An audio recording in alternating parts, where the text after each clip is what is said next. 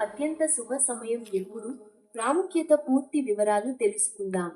హిందూ మతంలోని ముఖ్యమైన పండుగల్లో నాగపంచమి ఒకటి. శ్రావణ మాసంలోని శుక్లపక్ష పంచమి రోజున ఈ పండుగను భక్తి శ్రద్ధలతో జరుపుకుంటారు.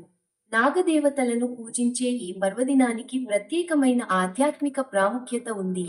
పురాణాల ప్రకారం శివుడి మెడలో అలంకారంగా ఉండే వాసుకి నాగరాజు గొప్ప తపస్సు చేసి ఆ స్థానాన్ని పొందాడని చెబుతారు. అందుకే నాగులను శివునికి అత్యంత ప్రీతిపాత్రమైనవిగా భావిస్తారు. నాగపంచమి రోజున నాగదేవతలను భక్తితో పూజిస్తే శుభఫలితాలు కలుగుతాయని భక్తుల విశ్వాసం. ఈ సందర్భంగా దేశవ్యాప్తంగా ఉన్న ప్రముఖ నాగదేవత ఆలయాల్లో భక్తుల రద్దీ కనిపిస్తుంది. 2026లో శ్రావణ శుక్లపక్ష పంచమి తిథి ఆగస్టు 16, ఆదివారం సాయంత్రం 4:52 గంటలకు ప్రారంభమై ఆగస్టు 17, సోమవారం సాయంత్రం 5 గంటల వరకు కొనసాగుతుంది. అయితే పంచమి తిథి సూర్యోదయ సమయానికి ఆగస్టు 17న ఉండటంతో నాగపంచమి పండుగను అదే రోజు జరుపుకుంటారు.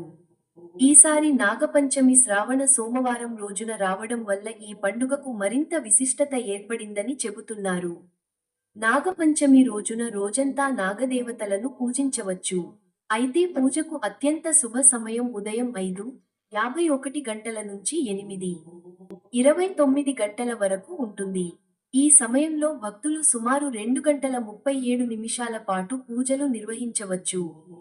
దీనితో పాటు ఉదయం 9:19 నుంచి 10:55 గంటల వరకు, మధ్యాహ్నం 12:05 నుంచి 12:56 గంటల వరకు అభిజిత్ ముహూర్తం, మధ్యాహ్నం 2:06 నుంచి 3:42 గంటల వరకు, అలాగే సాయంత్రం 5:18 నుంచి 6:54 గంటల వరకు కూడా శుభ సమయాలుగా పరిగణిస్తున్నారు.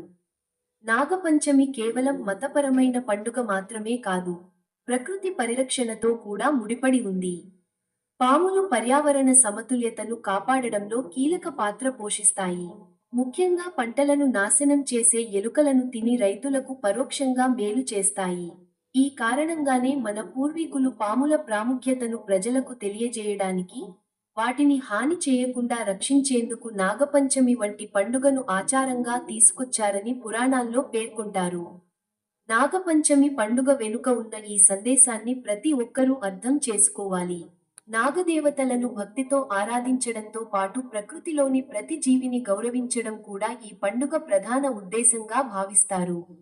మిత్రులారా, ఛానల్ సబ్స్క్రైబ్ చేసుకోవడం మర్చిపోకండి.